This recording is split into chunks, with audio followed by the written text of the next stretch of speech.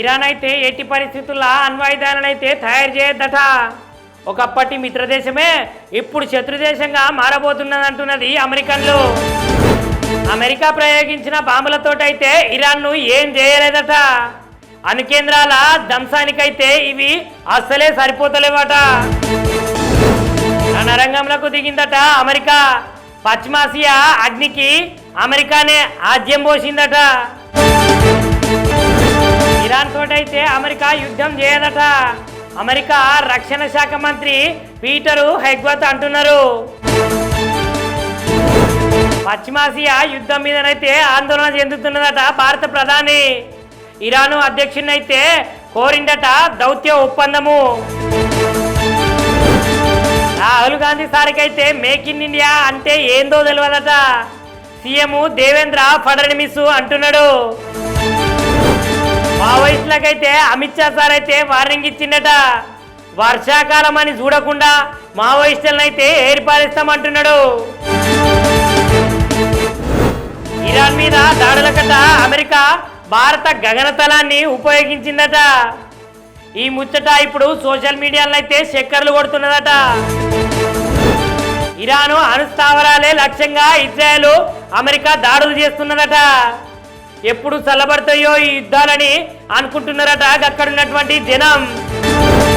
మురుగను మురిసేలా ఉన్నదట మురుగన్ మహానాడు సభ. Power star Pawan Kalyan sir అయితే పంచకట్టుతోటి ఇరగదీసిండట. సింగయ్య మృతి కేసులనైతే మాజీ సీఎం ఏటు ముద్దాయిగా ఉన్నాడట. అసలు సింగయ్య సచ్చిన విషయము నాకు తెలియనే లేదంటున్నాడు జగన్. పెదవేగి ఆయిల్ మిల్లును చేస్తారట ప్రైవేటీకరణం. అక్కడ ఉన్నటువంటి పామాయిల్ రైతులు చెందుతున్నారు ఆందోళన. నల్లకొంగలైతే ఈజిప్ట్ నుంచి ఆంధ్రాకు వలస వచ్చినాయట. వాటిని అక్కడ దైవం లెక్క భావించి రైతు నేస్తాలని పిలుస్తారట. శేషాచలం అడవులనైతే ఉన్నాయట అరుదైన తేనెటీగలు. జీవ వైవిధ్యానికి ఇది ఒక మంచి నిదర్శనమట. అంబేద్కర్ పేరు చెప్పుకొని కాంగ్రెస్ రాజకీయం చేస్తదంటున్నది పురంధేశ్వరి. రాష్ట్రమంతా దళిత సమ్మేళనాలు నిర్వహిస్తున్నది బీజేపీనే అంటున్నది. నాన్న ఏమంటే పిల్లగాడు సర్కార్ బడికి పోతున్నాడంట. పనిచేస్తున్నటువంటి ప్రభుత్వ పాఠశాలల ఆయన పిల్లల్ని చదివిస్తున్నాడంట ఉపాధ్యాయుడు. పేద విద్యార్థుల ఉపాధికి జీవం పోస్తున్నదట తెలంగాణ సర్కారు. అట్లాంటి విద్యార్థులకైతే తెలంగాణ ప్రోత్సాహము ఎప్పుడు ఉంటూనే ఉంటుందట. ప్రజలు పెట్టుకున్న నమ్మకాలనైతే వమ్ము చేసిందట కాంగ్రెస్ పార్టీ. బీజేపీ కేంద్ర మంత్రి కిషన్ రెడ్డి సారు అంటున్నాడు. వరంగల్ కాంగ్రెస్ పార్టీలా బగ్గుమన్నాయట రాజకీయాలు. కొండ సురేఖ దంపతుల మీదనైతే మీనాక్షి నటరాజన్ కు కలిసిరట 5 ఎమ్మెల్యేలు. 20 లక్షల ఇందిరమ్మ ఇల్లు ఇచ్చిన తర్వాతనే అసెంబ్లీ ఎన్నికలలోనైతే ఓట్లు అడుగుతారట. మంత్రి పొంగులేటి శ్రీనివాసరెడ్డి సార్ అయితే కళాఖండిగా చెప్తున్నాడు. కుబేర సైన్మాన్ అయితే సాధించిందట భారీ విజయం. మెగాస్టార్ చిరంజీవి సార్ అయితే మెచ్చుకుంటాడు హీరో ధనుష్ సార్ను. తల్లిదండ్రులు తప్పకుండా చూడాల్సిన సైన్మనట యూసోరియా. ప్రేక్షకుల సమయానికైతే విలువకైతే ఇది సరైన చిత్రమట. మాస్ పాటతోటి ప్రేక్షకుల్ని మెప్పిస్తుందట మాలవిక. సోషల్ మీడియాలో ఆమె పెట్టిన ఫోటోకైతే కుర్రకారు గుండెలు గల్లంతైపోతున్నాయట. పారడైస్ చిత్రం తర్వాత మళ్ళొక 2 సైన్మాలకైతే పచ్చ జెండా ఊపిండట నేచురల్ స్టార్ నాని సారు. 2-3 ఏళ్ల తర్వాత చాలా బిజీ అయిపోతాడట. సంక్రాంతికి అయితే బరిలోకి వస్తున్నాడట జననాయకుడు. ఈ సినిమాలో హీరోగా నటిస్తున్నాడు విజయ్ దళపతి. క్రికెట్ మ్యాచ్ ఆడుతుంటేనే బాగా వర్షం పడ్డదట. అయినా కూడా 96 పరుగుల ఆధిక్యంతో ఉన్నదట భారత్ జట్టు. బూమ్రా బౌలింగ్ తోటైతే చాలా కష్టపడుతున్నాడట. ఇక మీద బ్యాటర్లు కూడా బాగానే కొట్టాలన్నట. బౌలరు బూమ్రానైతే ఎదుర్కొనుడు చాలా కష్టం అంటున్నాడు. England opens batsmen Ben Duckett అదరగొట్టిరట భారత రెజ్లర్లు. ఫ్రీ స్టైల్లో 6 స్వర్ణ పథకాలట, ఒక రజత పథకంతో పాటు అయితే టైటిల్ సుతం స్వాధీనం చేసుకున్నారట. సౌరవ్ గంగూలీకి అయితే రాజకీయాల్లోకి వచ్చే ఆలోచనే లేదట. భారత క్రికెట్ కోచ్ పదవికి అయితే సిద్ధమవుతున్నాడట. ఇరాన్ అయితే ఎట్టి పరిస్థితుల్లో అణ్వాయుధాలను అయితే తయారు చేయొద్దట. ఒకప్పటి మిత్రదేశమే ఇప్పుడు శత్రుదేశంగా మారబోతున్నదంటున్నది అమెరికన్లు. అమెరికా ప్రయోగించిన బాంబులతోటైతే ఇరాన్ను ఏం చేయలేదట. అణుకేంద్రాల ధ్వంసానికైతే ఇవి అస్సలే సరిపోతలేవట. రణరంగంలోకి దిగిందట అమెరికా. పశ్చిమాసియా అగ్నికి అమెరికానే ఆజ్యం పోసిందట. ఇరాన్ తోటైతే అమెరికా యుద్ధం చేయదట. అమెరికా రక్షణ శాఖ మంత్రి పీటర్ హెగ్వర్త్ అంటున్నారు.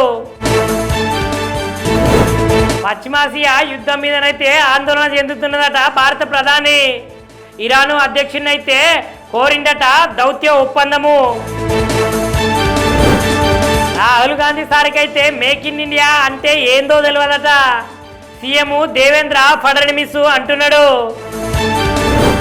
మావోయిస్టులకైతే అమిత్ షా సార్ అయితే వార్నింగ్ ఇచ్చిందట. వర్షాకాలం అని చూడకుండా మావోయిస్టులను అయితే ఏర్పాటిస్తామంటున్నాడు. ఇరాన్ మీద దాడులకట అమెరికా భారత గగనతలాన్ని ఉపయోగించిందట. ఈ ముచ్చట ఇప్పుడు సోషల్ మీడియాలో అయితే చక్కర్లు కొడుతున్నదట.